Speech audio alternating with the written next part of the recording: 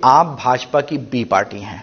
अगर आपने कैंडिडेट भी खड़े किए हैं तो ऐसा लगता है और रिपोर्टेड है, लोग लिखते भी हैं इसके बारे में कि आप एक तरह से भाजपा की मदद कर रहे हैं।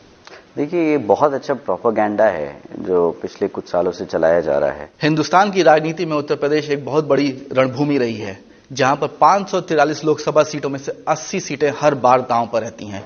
इस बार माना जा रहा था कि मुकाबला द्विपक्षीय होगा, लेकिन बहुजन समाज पार्टी जो दावा करती है कि उसके पास सबसे बड़ा दलित वोट बैंक है, इस तर्क को सिरे से खारिज कर रही है। बसपा की दावे पे बात करने के लिए हमारे साथ हैं पार्टी की विरासत संभाल चुके युवा नेता आकाश आनंद। आकाश जी, स्वागत है हमारे साथ बात करने के लिए। शुक्रिया। इस बार देखा जा रहा है कि हाथी पूरे सफर में अकेले जा रही है, तो किसको साथ लेके चलने का इरादा है? किसकी आप सवारी कराएंगे और किसको कुचल सकते हैं आप? देखिए, हाथी अकेला नहीं चल रहा, हाथी अपनी जनता, अपने समर्थकों के साथ चल रहा है। इस बारी अगर आप नोट करेंगे, चाहे बहन की रैलियां हों, चाहे हमारे सभी लीडर्स की रैलीज हों, मीटिंगें हों, उसमें बड़ी तादाद में बड़े बुजुर्ग, महिलाएं और युवा साथी जुड़ रहे हैं। तो मुझे तो बहुत कॉन्फिडेंट है, आई एम वेरी कॉन्फिडेंट, मैं तो बहुत कॉन्फिडेंट हूँ। और ये पिछले 3-4 हफ्ते में जो मेरे को मौका मिला यूपी में रैली लेने का, तो उससे तो बहुत ज़्यादा आई थिंक हम पॉजिटिव हैं कि इस बारी हाथी तो बहुत अच्छे उसमें पोजीशन में है। क्या वजह थी कि आप अलायंस में नहीं गए, जबकि अगर देखा जाए आप अलायंस में जुड़ते? जब भी आप अलायंस किया है आपने, चाहे सपा के साथ किया हो, चाहे कोई भी अलायंस किया हो, आपको सफलता मिली है। इस बार क्यों नहीं? देखिए, अगर हम 2014 का रिजल्ट उठा के देखें तो उसमें हमारा अलायंस नहीं था, हम इंडिपेंडेंटली लड़े थे जैसे अभी लड़ रहे हैं। तभी हमारा वोट शेयर 19% था, बट सीटें नहीं आई थी इतनी। 2019 में हमारा अलायंस था, वोट शेयर में कोई इंक्रीमेंट नहीं मिला हमें, और बट सीटें निकल आई। तो हमने रियलाइज किया कि अगर हम अलायंस में जाते हैं तो हमारे को वोट शेयर का कोई फायदा तो होता नहीं है, दूसरी पार्टी का वोट हमें पड़ता नहीं है, दूसरी पार्टीज के जो वोट बेस हैं उनसे हमें कोई बेनिफिट मिलता नहीं। हाँ, ये होता है कि जो वो अपने प्रत्याशी खड़े करते हैं वो नहीं लगाते तो हमारा वोट कन्वर्ट हो जाता है, हमारी सीट कन्वर्ट हो जाती है। तो हमने रियलाइज किया कि भाई अगर उनका ही काम है हमारी वोट काट के हमारी सीटें खराब करना, इस बारी हमने वो ठान लिया कि भाई हम अपने वोटर्स को, सब समाज में से पिछड़े समाज को और दलित समाज को बड़ी तादाद में जोड़ के इस बारी हम पार्टी को अपने आप ही खड़ा करेंगे। आपने बात की कि आपका टैली नहीं बढ़ पाता है जब आप अलायंस में गए, लेकिन अगर देखा जाए तो आप विधानसभा का चुनाव उठा के देख लीजिए, एक सीट आई है आपके पास अकेले चल करके। क्या आपको लगता है कि इस बार लोकसभा में आप वोट शेयर बढ़ा के कुछ दोहरा सकते हैं? देखिए, इस बारी हमारा वोट शेयर डेफिनेटली पहले से ज्यादा आने वाला है। इस बारी हमारे यहाँ पे जैसे आई एम श्योर आपने नोट किया होगा, जिस तरीके से टिकट दिए गए हैं, जिस तरीके से सर्व समाज में से पिछड़े समाज को और अपर कास्ट समाज को जो हमने रिप्रेजेंटेशन देने का काम किया है, जिस टाइप के प्रत्याशी उतारे हैं, तो आई एम श्योर कि इस बारी सर्व समाज हमारे साथ खड़ा है, तो हमारा वोट शेयर भी बढ़ेगा और सीट काउंट भी बढ़ेगी। देखा जाए तो आपका जो वोट है एक तरह से एक सीसॉ देखने को मिलता है आपके बीच में और भाजपा के बीच में।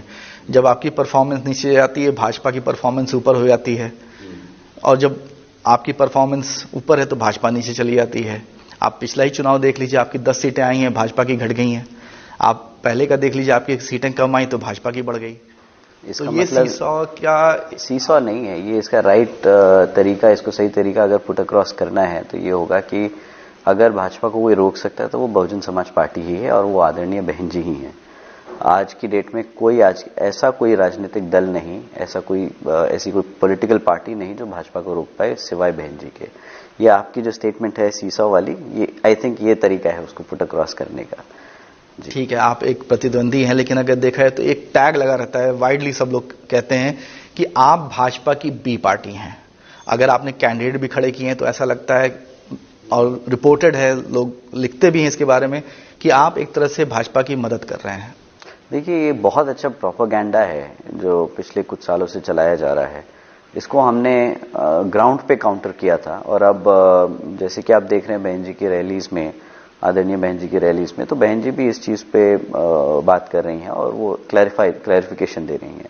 और जब मुझे मौका मिला है तब मैंने भी कोशिश करी, हमारे सभी लीडर्स ने कोशिश करी है कि इस प्रोपेगेंडा को हम क्लियर ऑफ करें।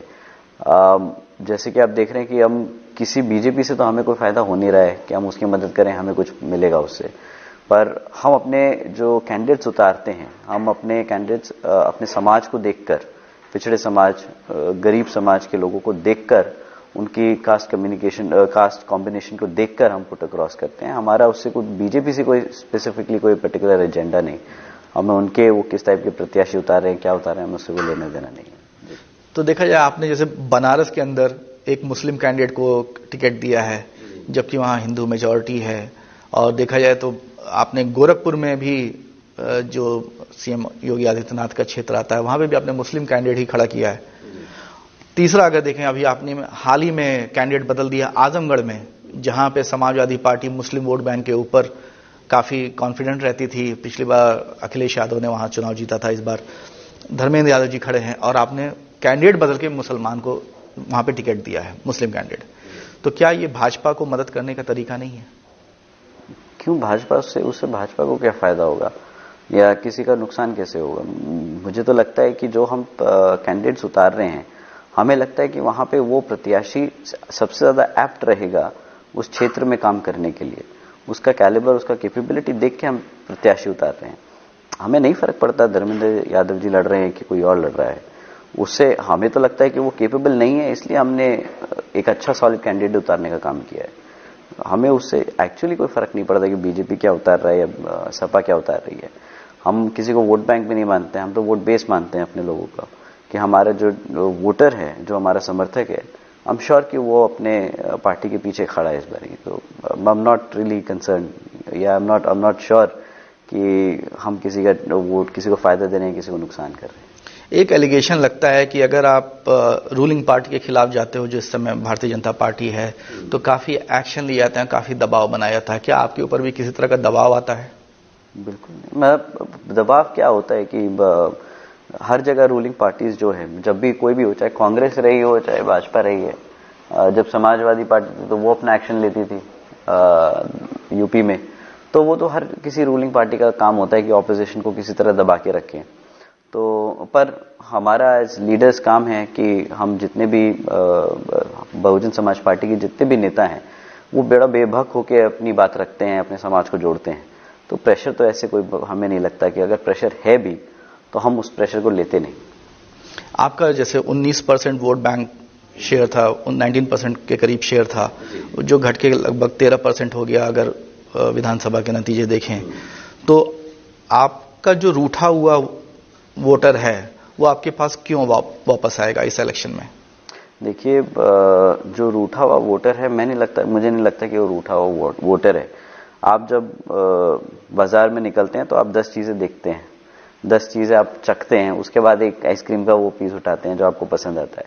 तो हमारे वोटर ने पहले हमारा काम देखा, उसके बाद फिर किसी और का देखा। अब उसे समझ आ रहा है कि भाई अगर हम शिक्षा की बात करें, रोजगार की बात करें, लॉ एंड ऑर्डर की बात करें, तो जितनी भी विपक्षी पार्टियां हैं वो सब तीनों मुद्दों पे फेल रही है। तो हमें पूरा कॉन्फिडेंस है कि वोटर इस बारी समझदारी से डिसीजन लेगा, उसे पता है उसका फायदा और हित किधर है, कौन पार्टी उनका हितों का ध्यान रख रही है, उनके जरूरतों का ध्यान रख रही है और कौन उनके मुद्दे उठा रहा है। तो आई एम श्योर कि वो सही मुद्दों को ध्यान में रखते, समझते हुए वापस आएंगे। अब देखिए, कई छोटी छोटी पार्टियां बन चुकी हैं जो उसी वोट बैंक में सेंध लगाती हैं, जिसपे बसपा कहता था कि काफी हद तक उन्हीं का है, और वो लोग सत्ता में भी चले गए हैं, सत्ता से थोड़ी वो कहते हैं कि हम भलाई कर पा रहे हैं अपने समाज का। तो आप सत्ता से बाहर रह करके कैसे भला कर पाएंगे उनका? देखिए, अगर भला हो रहा होता अपने समाज का, तो पूरे देश में ऐसी खबरें नहीं सुनने को मिलती है, देखने को मिलती कि लाठी से पकड़ के पीट दिया, या दूसरे प्रदेशों में हम जैसे देखते हैं कि हमारे दलित समाज के ऊपर गंदे एक्शन लिए जा रहे हैं। I am not very comfortable वो चीज यहाँ पे, जो इतना गंदा एक्ट किया गया था, वो मैं बोलने में भी मुझे शर्म आ रही है। किस हादसे की बात कर रहे हैं आप? जो एक हमारे दलित समाज का लड़का था जो बैठा हुआ था, जिसके ऊपर आप समझ गए, आई एम श्योर तो ऐसी चीजें हैं जो बार बार आती हैं। अगर समाज के लिए लड़ रहे होते या समाज के लिए आवाज उठा रहे होते तो ये सब हादसे नहीं होते। अगर आप 7 से 12 की सरकार देखें तो आप देखेंगे कि ऐसी घटनाएं नहीं आती थी सामने। और ये नहीं कि किसी एक पर्टिकुलर समाज के ऊपर ऐसी बात हो रही है या हमारे किसी 7 से 12 के दौरान में सिर्फ एक ही समाज बचा हुआ था। बहन जी ने जो लॉ एंड ऑर्डर को एस्टैब्लिश किया था, उत्तर प्रदेश में पहली बार लोगों ने लॉ एंड ऑर्डर तो पहली बार देखा, आई थिंक पूरी कंट्री ने पहली बार देखा कि एक राइटफुल मैनर में लॉ एंड ऑर्डर कैसे इंप्लीमेंट किया जाता है। तब पूरा बच्चा से लेकर बड़ा बुजुर्ग अपना स्टेट में बड़ी सुखी जिंदगी व्यापन कर रहा था। आज देखिए आज क्या हाल है। अगर समाज इतना ही सुरक्षित है तो क्यों ऐसे स्टेट गवर्नमेंट्स को ऐसे इशू ऑर्डर करने पड़ रहे हैं कि रात को 8 बजे के बाद लड़कियां नहीं निकलेंगी पढ़ाई लिखाई के लिए। ये भी तो एक फैक्ट ही है। तो ये जो छोटे छोटे दल हैं, इनसे आपका किस तरह से नुकसान हुआ है और उसकी भरपाई कैसे कर पाएंगे आप? देखिए छोटे छोटे जो दल है ना, ये दल नहीं है, ये कहते हैं ना कि मशरूम है, प्रॉपअप हो जाते हैं समय समय के साथ फायदा उठाने के लिए। कहीं मौका मिला तो फायदा उठाने के लिए उग गए, नहीं तो फिर निकल लिए। बाबा मानेवर साहब ने एक किताब लिखी थी चमचा युग, तो ये सब उसी कैटेगरी के वो हैं। इस पे ज्यादा दिमाग लगाएंगे तो कोई फायदा नहीं है। I'm श्योर कि ये समय के साथ सब निपट भी जाएंगे। किस तरह का बदलाव, जब आप आजकल ग्राउंड पे जा रहे हैं, रैलियां कर रहे हैं, तो किस तरह का आपको संदेश मिल रहा है आपके वोटरों द्वारा, जो पोटेंशियल वोटर्स हैं, और आप उसको किस तरह से एड्रेस करना चाहेंगे? देखिए जो हमारे जितने भी लोगों से मेरा मिलने का मौका होता है, मिल पाता हूं, तो सबके पास बस एक ही है कि जो मुद्दे हम उठा रहे हैं वो उन मुद्दों की कोई बात ही नहीं कर रहा है। जो तकलीफ समाज में है उन चीजों के लिए कोई आवाज ही नहीं उठा रहा।